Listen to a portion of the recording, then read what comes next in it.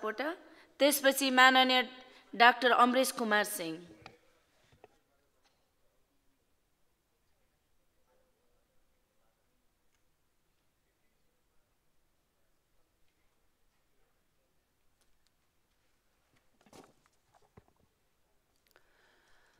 सम्माननीय सभामुख महोदय, हामी वर्षीय अधिवेशनमा छौँ, तर पनि सरकारले केही विधेयकहरूलाई राम्रो इच्छा शक्तिका साथ अगाडि बढाएको छ। हिजो मात्रै हामीले शहीद दशरथचन्द्र विश्वविद्यालयको विधेयक पारित गऱ्यौँ र आज हामी जलस्रोत विधेयकमा छलफल गरिराखेका छौँ।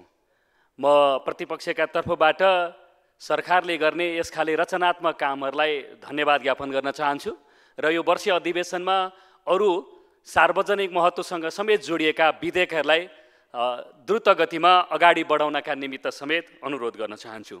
सम्माननीय सभामुख महोदय, मैले आज एकजना मान्यज्यूको तलबाट मन्तव्य सुने, प्रतिपक्षले खालि स्टन्ट मात्रै गर्छ, विरोध मात्रै गर्छ, यसो भनिराख्नु भएको छ।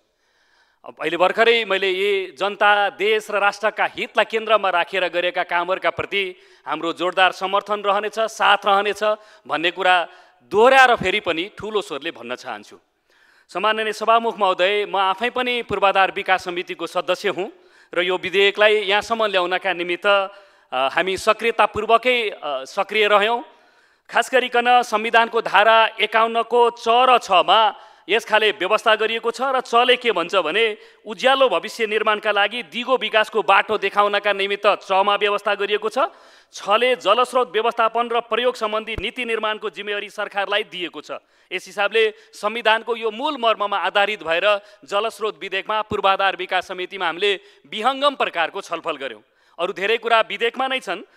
खास गरिकन यसले राम्रोसँग पक्रिएको भनेको संघीयता, 3 तहका सरकारको जे स्पिरिट छ, तिनै तहका सरकारहरूका आपसी समन्वय गर्ने, सहकार्य गर्ने कुराको यसले राम्रोसँग सुव्यवस्था गरेको छ। विधेयकको यो सकारात्मक पक्ष हो। अर्को भनेको पानीको या जलस्रोतको बहुउपयोगका निमित्त हामीले धेरै कोणहरूबाट विज्ञ विशेषज्ञहरूका समेत राय, सुझाव र अनुभवहरूलाई समेत यहाँ सम्केन्द्रित गर्नका लागि कोसिस गरिएको छ र बहुउपयोगका हिसाबले यसलाई हेरेका छौँ। अर्को भनेको संसारभर जलवायु परिवर्तनका बारेमा बहस भएको छ।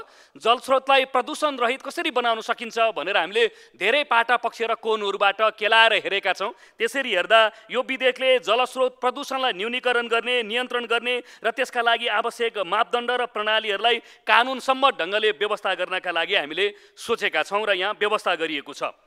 र यसमा संसारभरको अभ्यासहरू, नजिरहरू हेर्दा के देखिँदो रहेछ भने पानी भनेपछि या जलस्रोत भनेपछि त्यो सँगसँगै बाँधका कुराहरू आउने।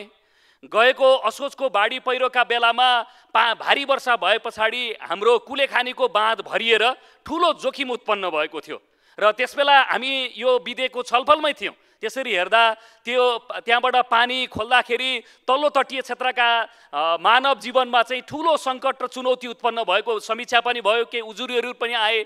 त्यसपछि बाँध सेफ्टी, बाँध सुरक्षाका बारेमा यो कानुनमै व्यवस्था गरेर जाउँ भन्ने हामीले छलफल गऱ्यौँ। हुन त संसारभरि चाहिँ अलग्गै यो ड्याम सेफ्टी एक्ट भनेर अलग्गै व्यवस्था गरिएको हुँदो रहेछ जलस्रोतलाई उपयोग गरेका राष्ट्रहरूको। त्यो पछि आउनुभन्दा कमसेकम अहिले नै यी बहसहरू भए, केही अभ्यासहरू र केही घटनाहरू अगाडि आए। त्यसरी हेर्दा बाँध सुरक्षालाई समेत व्यवस्था गरौँ भनेर विधेयकको सुरुको खण्डको काम बाहेक हामीले बाँध सुरक्षालाई पनि समेटेर गएका छौँ। यसरी हेर्दा दुईवटा विधेयक जस्तो लाग्ने भए पनि केही महत्त्वपूर्ण कुराहरूको व्यवस्था गरिएको छ।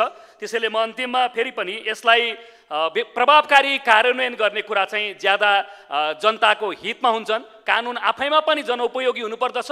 त्यसभन्दा ज्यादा प्रभावकारिता र कानुनको मूल्य चाहिँ जनताका हितमा कार्यान्वयन हो। म आशा गर्दछु सरकारले तुरुन्तै यसलाई कार्यान्वयनमा लगेर देश र राष्ट्रका हितमा लागू गरोस्। धन्यवाद। लाल सलाम।